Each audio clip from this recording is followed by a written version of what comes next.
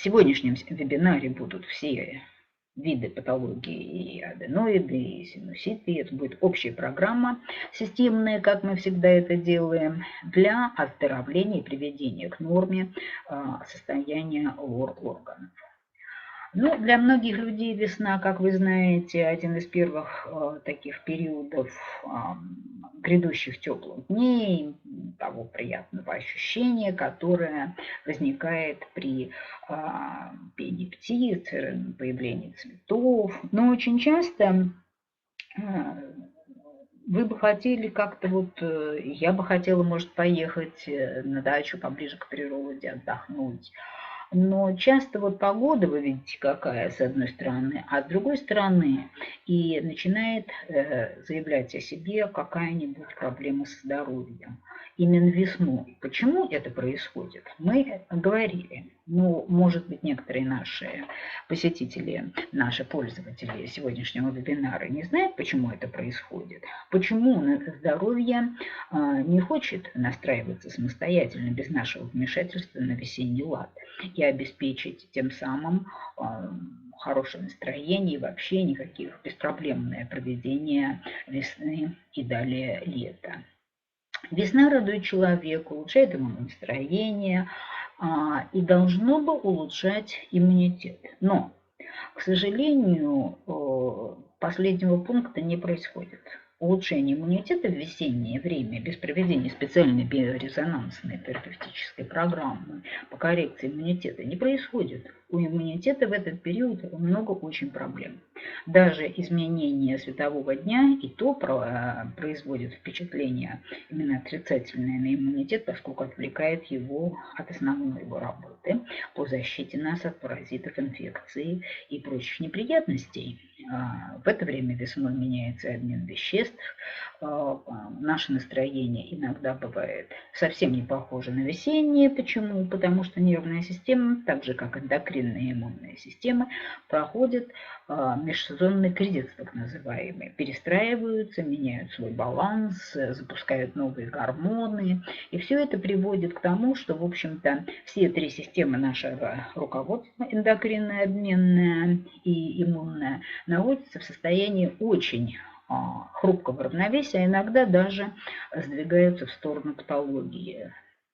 Равновесие смещается со знаком минус, и ну что за этим приходит? За этим приходит накопление в организме различных токсинов, которые не выводятся вовремя, как это принято делать органами, фильтрами, и, соответственно, теми системами, которые доставляют токсины по месту назначения, то есть желудочно-кишечный тракт, лимфатическая система, система кровенаполнения, кровеносная система, то, что мы называем сердечно-сосудистой системой.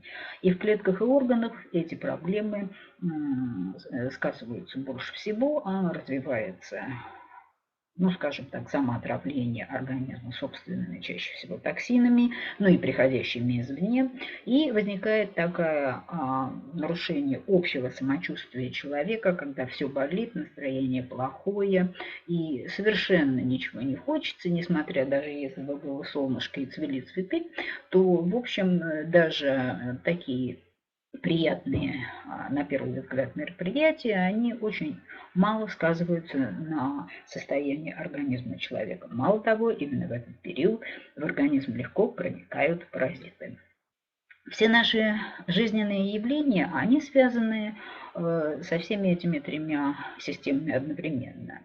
Но два основных процесса, которые вложены в каждую систему по отдельности, это распад, например, клеток, отслуживших свой век, и синтез новых, точно так же, как распад, отслуживших свою функцию ферментов, биологически активных веществ и образование новых.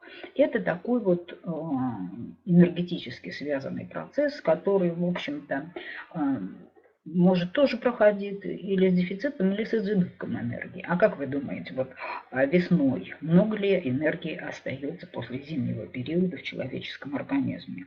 Ответ ясен совершенно: мало. его дефицит этой жизненной энергии.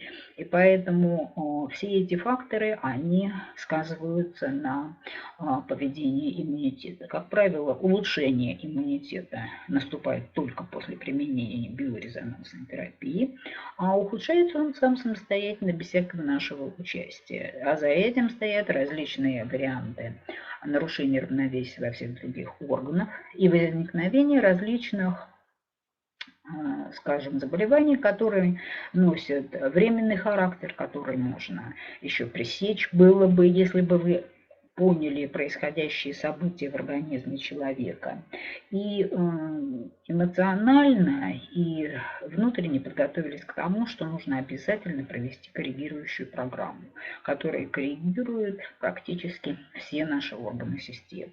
Но поскольку из всех органов ближе всего к иммунной системе относится система лор, мы именно начали с нее. Потому что именно лор-органы чаще всего являются самыми яркими и самыми такими, ну что ли, зовущими к себе паразитов, поскольку именно органы, покрытые слизистой оболочкой, не имеют той мощной защиты, которую имеют органы, которые переносят те или иные клетки крови, которые выполняют эти противопаразитарные, очищающие мероприятия. Подготовка лор-органов именно к весеннему нашествию различных паразитов, а их очень много на весну и осень.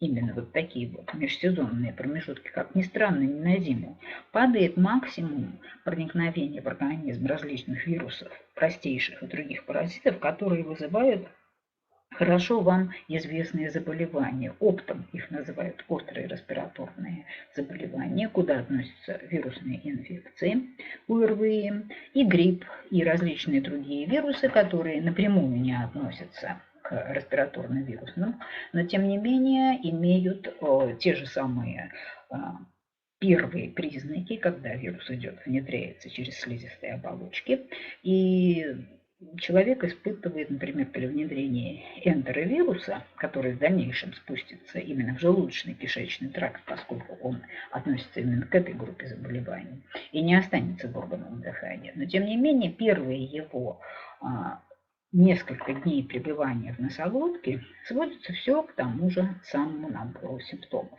Это боль, отек, покраснение, выделение слизистого содержимого. И, конечно, такой очень распространенный симптом, как кашель, который, с одной стороны, является крайне неприятным для человека, но с другой стороны, это попытка избавить верхние дыхательные пути от проникших в него вирусов.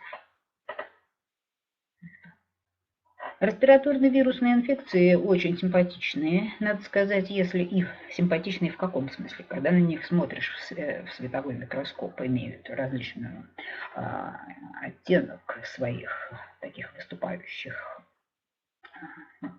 специальных приспособлений, которые напоминают присоски. Именно этими присосками вирусы прикрепляются к слизистой оболочке. А задача местного слизистого иммунитета, довольно ослабевшего от зимней спячки, надо сказать, а может быть от борьбы с теми же вирусными инфекциями, они проникают очень легко воздушно-капельным путем. Чаще всего источником заражения является больной человек, член семьи или в транспорте. Вы прекрасно знаете, как у нас высококультурные люди чихают и кашляют непосредственно вам в лицо, то буквально через несколько дней возникает клиника заболевания, когда вирус не только фиксируется, он тут же начинает в геометрической прогрессии размножаться, естественно, вызывая ту клинику заболевания, на которую он способен.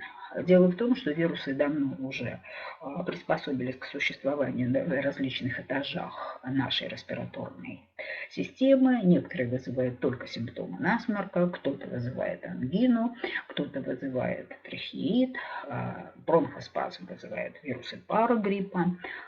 И самым мощным вирусом из группы респираторных являются, конечно, вирусы гриппа, которые достаточно хорошо меняются, но они имеют такую неприятную особенность, когда они размножатся в органах дыхания.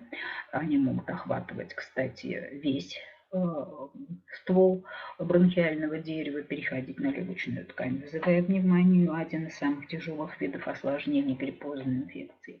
И вот после этого идет прорыв инфекции в кровь. Ни один респираторный другой вирус не способен на это. И диссеминация вируса возможна даже в менингиальной оболочке, в мягкой оболочке мозга с развитием менингита, а там прогноз весьма сомнителен. Но далеко не все вирусные инфекции надо считать гриппом, потому что дело в том, что здесь четко совершенно нужно различать, имеет ли данная инфекция, имеют ли данные паразиты непосредственно какую-то связь с возможностью проникнуть в респираторное русло. К счастью, только вирусы гриппа имеют такую тенденцию. А остальные нет, они ограничивают свой путь органами дыхания придаточными пазухами носа, но это не означает, что эти осложнения, которые происходят в дальнейшем непосредственно за внедрением и размножением вируса, так уж безобидны. Ну, обычно, в общем, начальные симптомы респираторно-вирусные инфекции гриппа похожи друг на друга, как я вам уже говорила. Редко, когда грипп начинается внезапно с повышения высокой температуры и резкого ухудшения состояния, обычно симптомы гриппа, так же как у ОРЗ, проявляются обычно медленно и ограничиваются местными проявлениями в носоглотке. Чаще всего такого пациента беспокоит боль в горле, кашель, чувство такое раздирающее иногда слизистую оболочку. Дело в том, что вирусы, конечно, уничтожают свои слизистые оболочки, где они размножаются внутриклеточно.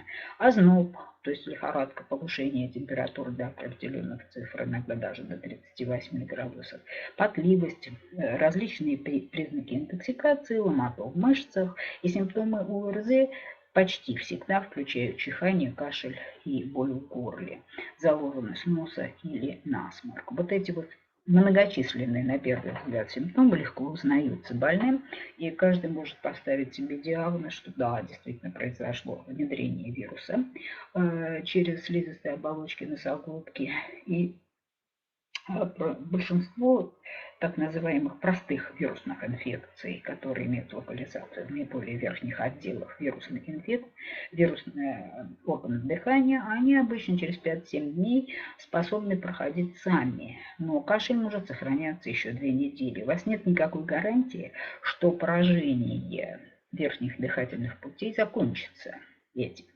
И далее ни один из вирусов не опустится вниз, не перейдет на мелкие просветы бронхов и не разовьется, во-первых, бронхит, и, во-вторых, пневмония. Ни то, ни другое заболевание не являются исключительно редким при респираторной вирусной инфекции, поскольку ассоциация вирусов и бактерий, она известна давно, и даже есть такая поговорка, что вирус открывает дверь, а бактериальная инфекция туда немедленно проходит.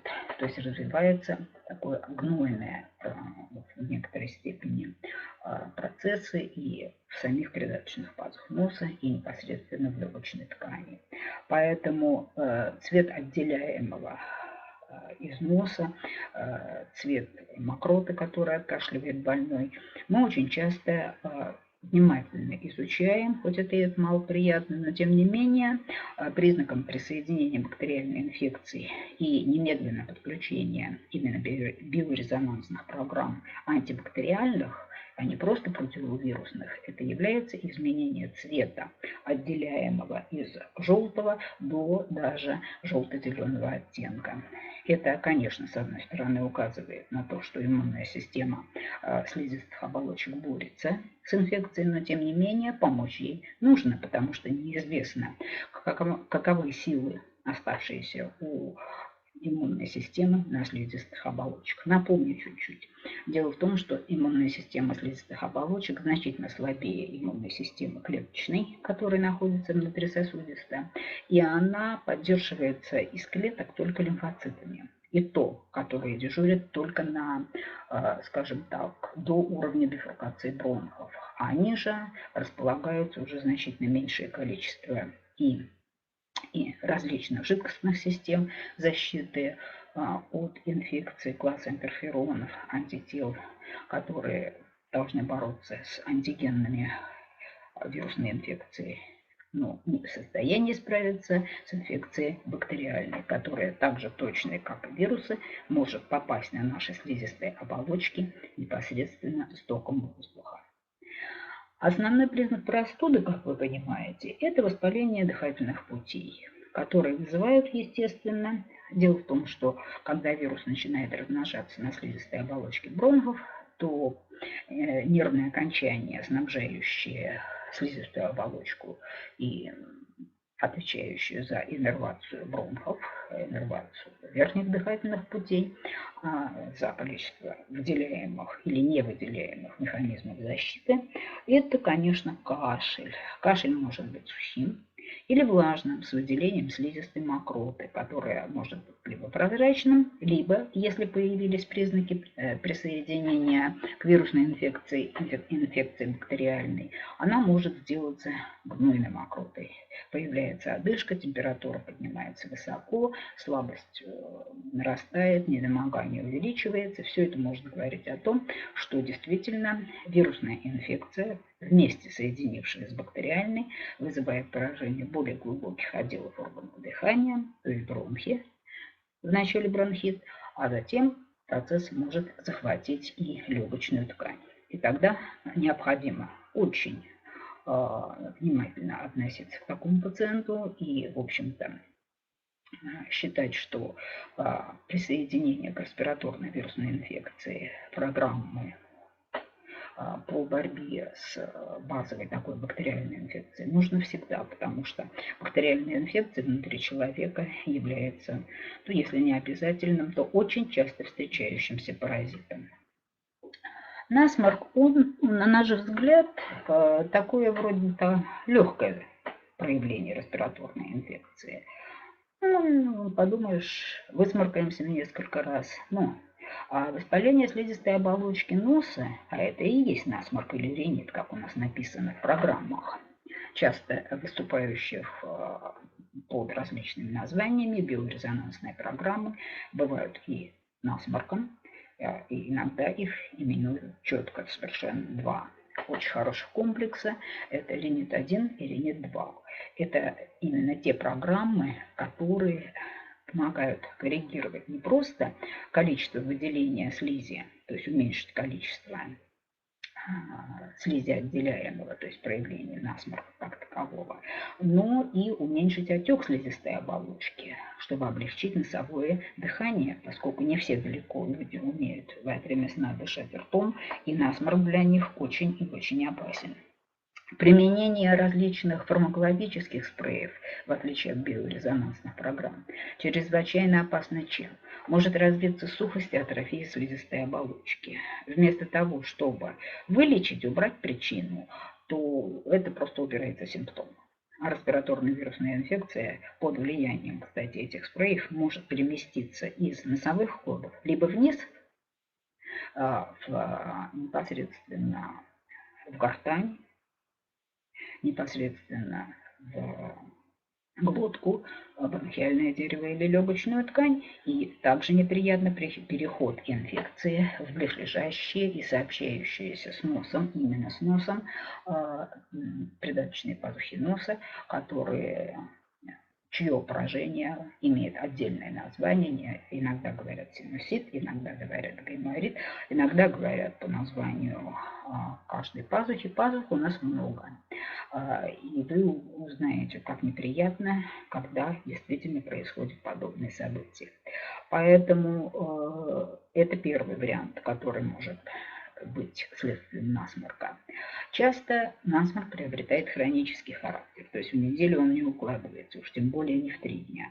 Даже использование спреев, наоборот, очень опасно тем, что загоняет, вот, например, ситуация глотки. Это аденоиды, хронические, причем иногда и грибково присоединившиеся здесь ангины, которые очень долго требуют лечения, и часто вместо того, чтобы применять противогрибковые программы, люди пытаются использовать борьбу со стафилококком или стрептококком. Чаще всего в последнее время стали встречаться ангины хронические, фолликулярные и гнойные ангины, которые очень четко совершенно связаны с грибком. Налет на миндалинах при этом белый. И это очень часто такой звездообразный. Да? Некоторые врачи лор придумали название «картина звездного неба», когда грибок не только посещает, поражает именно носогубную миндалину, глоточные миндалины, сами глубокое филотовское кольцо – это то, что расположено в глотке, мы не видим, но тем не менее состояние пациента резко ухудшается, и, естественно, думают очень многие об аллергии какой-то, которая присоединилась к вирусной инфекции, может быть аллергия на препараты, но это не аллергия, это прямое действие фармакологически неверного лечения, которое невозможно совершенно при биорезонансной терапии, где программы четко направлены на эти процессы. И мы их включим, естественно, в свою программу. Почему я не стала делить отдельно на синуситы, отдельно на аденоиды? Все это следствие одного и того же процесса. Процесса вирусной этиологии в носоглотке, к которому присоединяются бактериальные различные осложнения. И очень тяжелым, неприятным гнойным воспалением является поражение придаточных пазух носа.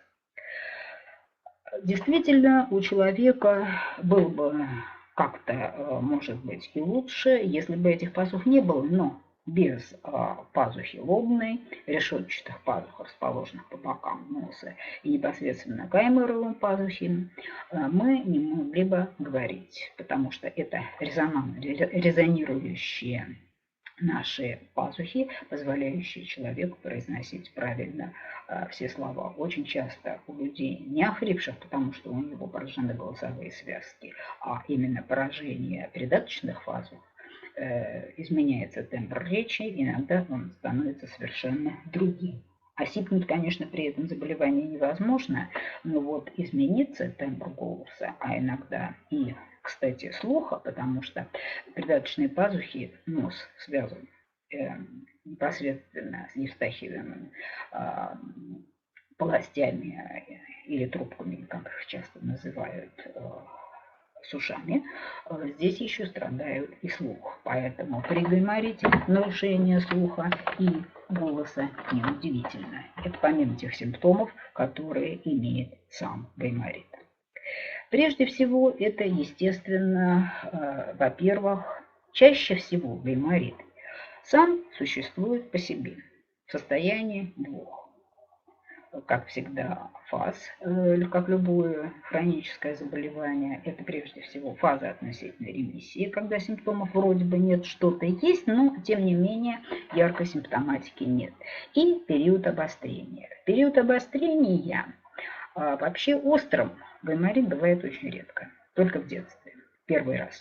А потом уже и любое обострение этого процесса считается признаком хронического гайморита. И нет такого деления, вот как, например, с бронхитами. До 15 лет мы ставим рецидивирующий процесс, а после 15 лет мы уже пишем диагноз в карточке хронический. Здесь сразу процесс можно считать хроническим, потому что непосредственно борьбы с этим процессом фармакологическими средствами невозможно. Проколы, антибиотики, бесконечные смены антибиотиков здесь проводятся, но тем не менее это невозможно, поскольку очень мало антибиотиков проникают в придаточные пазухи, то есть в костную ткань. Там остается 1-2 антибиотика, которые очень быстро вырабатывают свою мощь, в кавычках, и перестают действовать.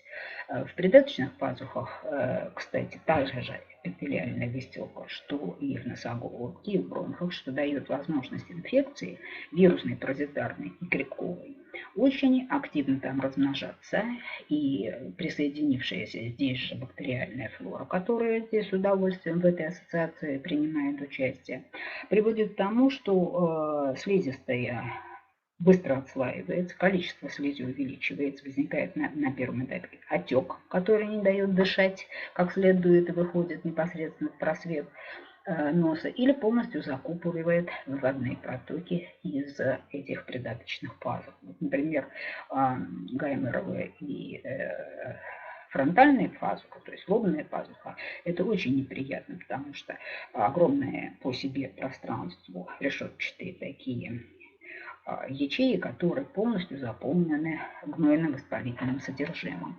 И они очень приятные являются для паразитов, поскольку это для них великолепная питательная среда. А иммунитет в закрытых пазухах просто не в состоянии оказать какого-либо сопротивления, поскольку здесь очень мало могло бы быть еще до первого вспышки воспаления в очагах инфекции. Защита какая-то еще была. При повторных синхронах с ОРЗ, часто ОРЗ допускает это обострение. Здесь практически уже говорить о механизмах иммунитета не приходится вообще. До тех пор, пока слизистую оболочку мы не восстановим до конца, говорить эвакуируем непосредственно те патологические изменения, которые накоплены здесь, мы уничтожим вирусы, грибки непосредственно с помощью биорезонансной терапии, в том числе и бактерии. В пазухах никаких положительных сдвигов и противовоспалительных эффектов мы наблюдать не сможем. А вот антибактериальный эффект наших программ очень высок. И очень часто заболевания придаточных пазух носа, они значительно уменьшаются, эти воспалительные изменения, инфекция погибает, восстанавливается дренаж, через который непосредственно те отверстия, которые нам же сообщают эти пазухи с носоглоткой, они позволяют избавиться достаточно быстро от этой неприятной, закупорившейся, как в консерве, инфекции. Поэтому восстановление слизистых оболочек придаточных пазух и борьбу с инфекцией и различную стимуляцию иммунных механизмов мы обязательно вставим в нашу биорезонансную программу. И программа действительно поможет нам с вами избежать таких неприятных методов лечения, как прокол, который очень и отсасывание от содержимого, который не лечит заболевание, а просто облегчает ситуацию. Ну, а естественно, по ходу исчезновения этих очагов воспалительной инфекции уменьшится головная боль, температура, неприятное самочувствие, которые так беспокоят пациентов, которые даже спать не могут в этот период. Точно так же и складывается ситуация с миндалинами. Очень часто аденоиды, вот она носогубная, непосредственно миндалина, которая часто используется в качестве критерия лор-врачами непосредственно удалить миндалины носоглоточные и глоточную миндалину, и тогда, мол, инфекция закончится. В человеке нет никакой необходимости удалять какие-либо даже кажущиеся ненужными части. Дело в том, что разрастание лимфатической ткани остановить оперативным путем не удается. Я знаю детей-подростков где-то 15-16 лет, которые перенесли от 5 до 8 операций. И вновь опять разрастание миндалины,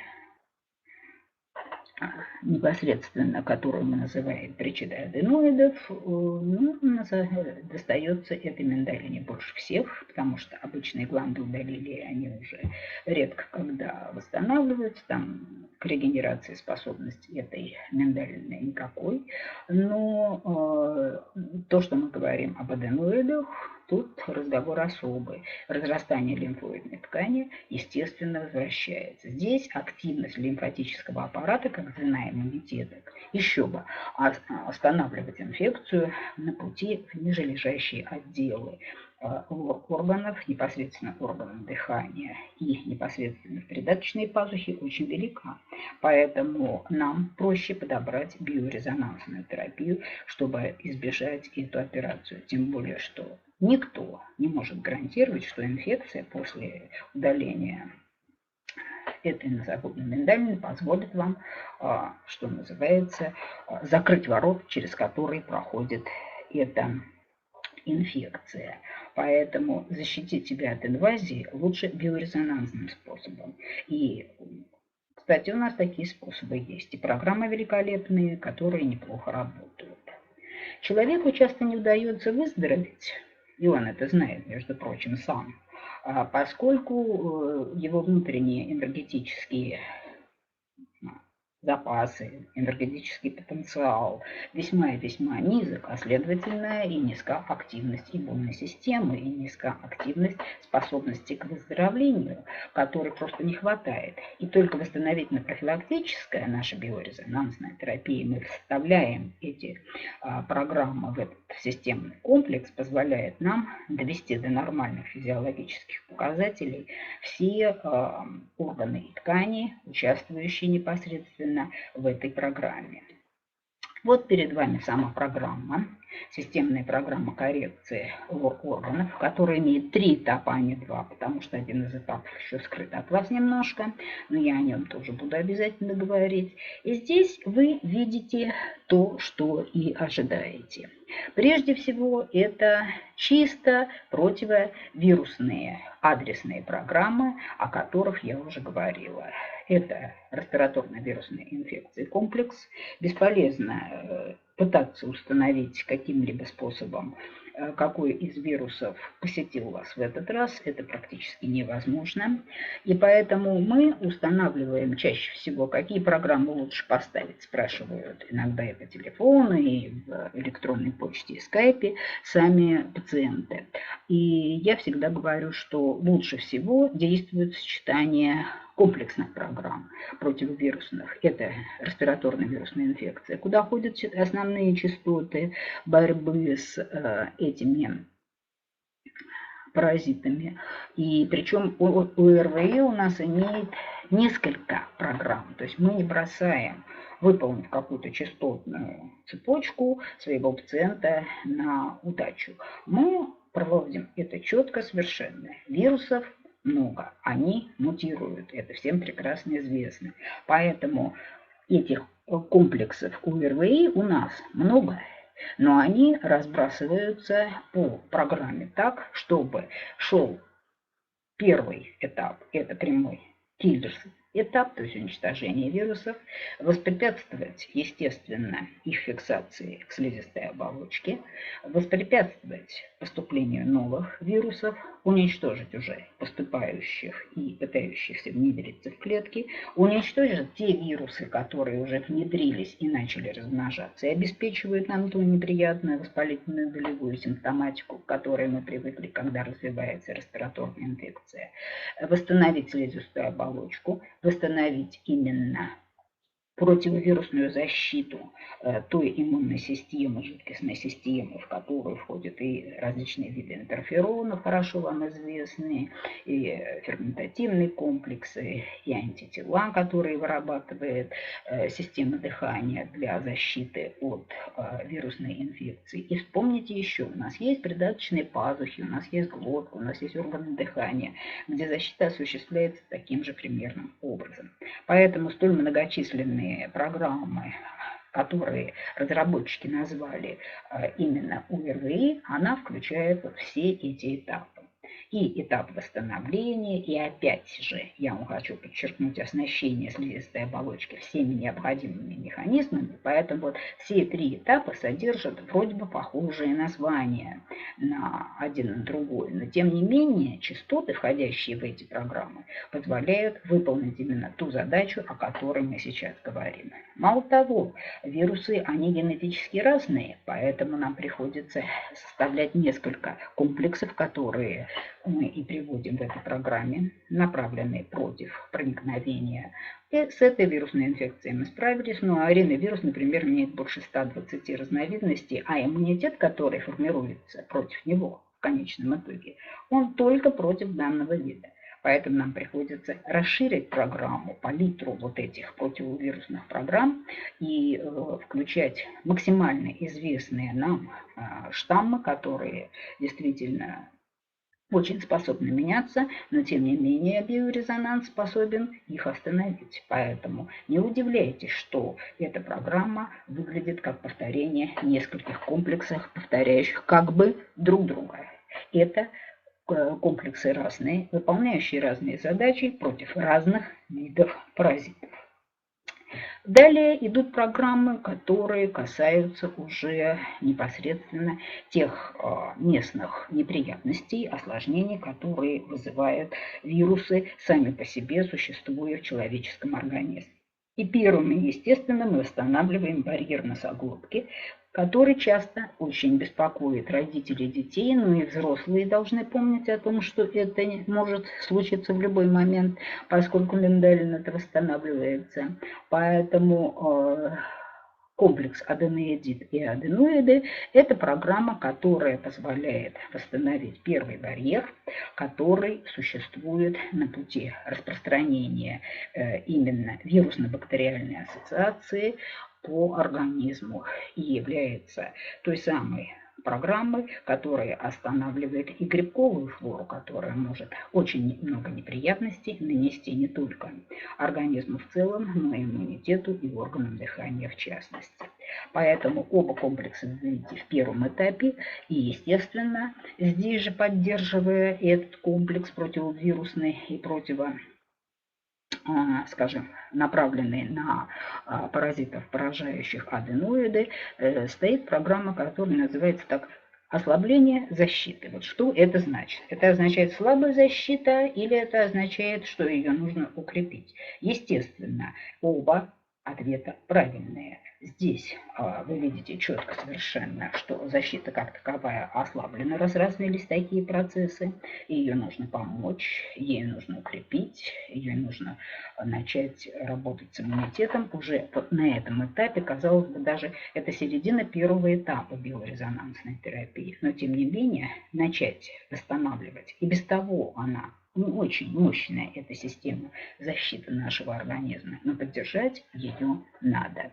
Естественно, мы ликвидируем все признаки, которые беспокоят пациента при обычной респираторно-вирусной инфекции или в фазе более серьезных процессов, когда ОРВИ является просто предфазой более серьезных неприятностей.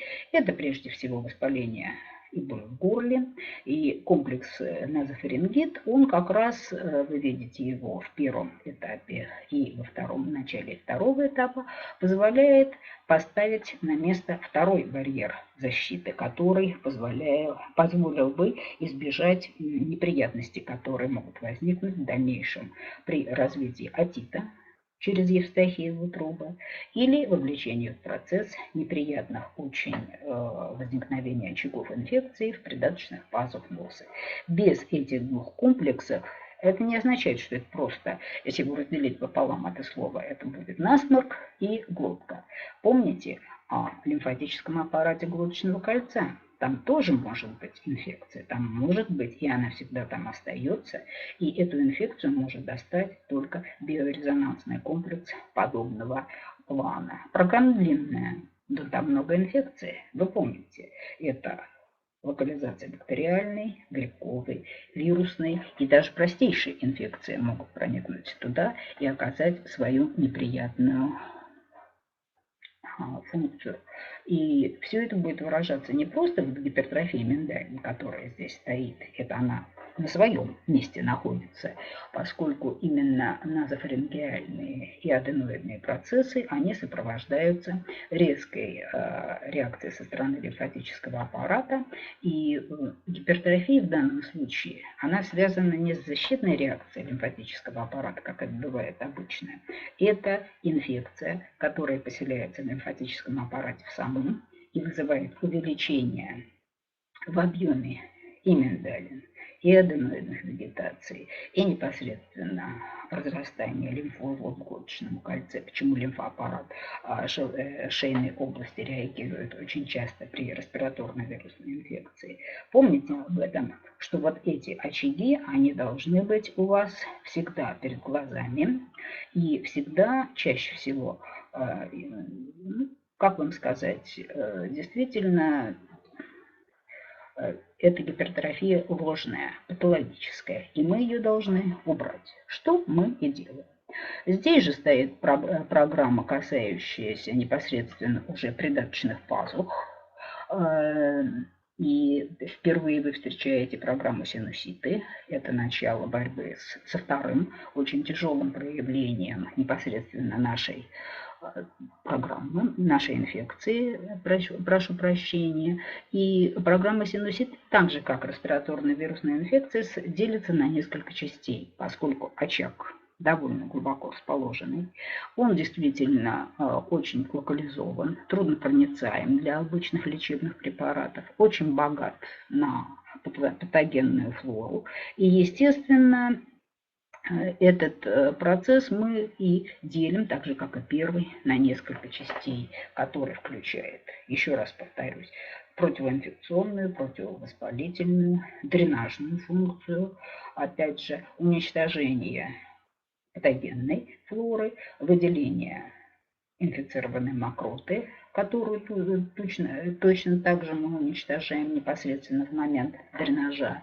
И, естественно, те осложнения, которые могут возникнуть непосредственно по ходу этого процесса. Вы видите перед собой и процессы, связанные с повреждением, возможным повреждением, но часто возникающим евстихией и возникновением гнойного отита. Вот. Поэтому я просто хочу, чтобы вы обратили внимание на эти программы и не пропускали их, выполняя нашу программу. Ну и, наконец, насморк. То, о чем я вам уже говорила, он сложен по своей этиологии, но тем не менее программа у нас есть ОРВИ, но мы дополняем ее и симптоматическими программами, которые позволяют нам непосредственно работать в рамках нашей программы коррекция лор-органов. И, наконец, третий этап программы. В третьем этапе программы мы продолжаем, вернее так, заканчиваем, приближаемся к окончанию работы над оздоровлением лор-органов. Сюда войдут программы самые сложные, касающиеся придаточных пазухов. Это гайморит и синуситы, где мы продолжаем работу с помощью биорезонансной терапии, восстанавливая баланс здоровья и обезвреживая эти непосредственно очаги инфекции и восстанавливая в конце концов нормальную слизистую оболочку, которая непосредственно расположена непосредственно в органах дыхания, в придаточных пазухах, в органах дыхания. То есть мы восстанавливаем особый этап иммунной системы, о котором мы говорили, что он слабоват, но тем не менее с помощью биорезонансной терапии мы можем сделать с вами сложную выполнить задачу. Восстановить дыхательные пути, все верхние сверху донизу, восстановить слизистую оболочку, восстановить иммунитет и стабилизировать его с тем, чтобы они выполняли слизистой оболочки свою защитную функцию. Естественно, еще раз проверить паразитарное, полное окончание противопаразитарной чистки как таковой и подключить лимфатический аппарат. Это вполне логично, мы всегда это делаем. А уж работая с патологией лор-органов, мы должны четко совершенно сказать, себе. Да, действительно, лимфатическая система – одна из самых основных базовых систем, которая поможет нам справиться непосредственно с той патологией, о которой я сегодня уже с вами довольно долго говорю. Подобная программа является и лечебной, и профилактической. Ну, говорить, что можно заниматься профилактикой респираторной вирусной инфекции буквально через каждую неделю своей жизни, нет, конечно, но один раз в межсезонье выполнить ее в течение 30 дней, позаботившись о здоровье своего носа, придаточных пазух, ушей, много тут участников программы и органов дыхания. Я вам советую просто, если вы заболеваете, проделать эту программу, не экономя время и силы до конца. Потому что самое главное не начать и не загнать проблему вглубь, так как это делают обычно, а до конца включить эту систему в нормальный ритм работы. И выполнив вот эту программу, которая длится аж 30 дней, мы все-таки рекомендуем повторить ее через месяц. Система, в общем, достаточно стабильная. Пока она выполнит все предложенные ей задачи, тогда вы можете спокойно быть за свою дыхательную систему, верхний ее отдел, нижний и в том числе придаточные пазухи. Поэтому мы заканчиваем нашу программу. И, как всегда, желаю вам весеннего настроения и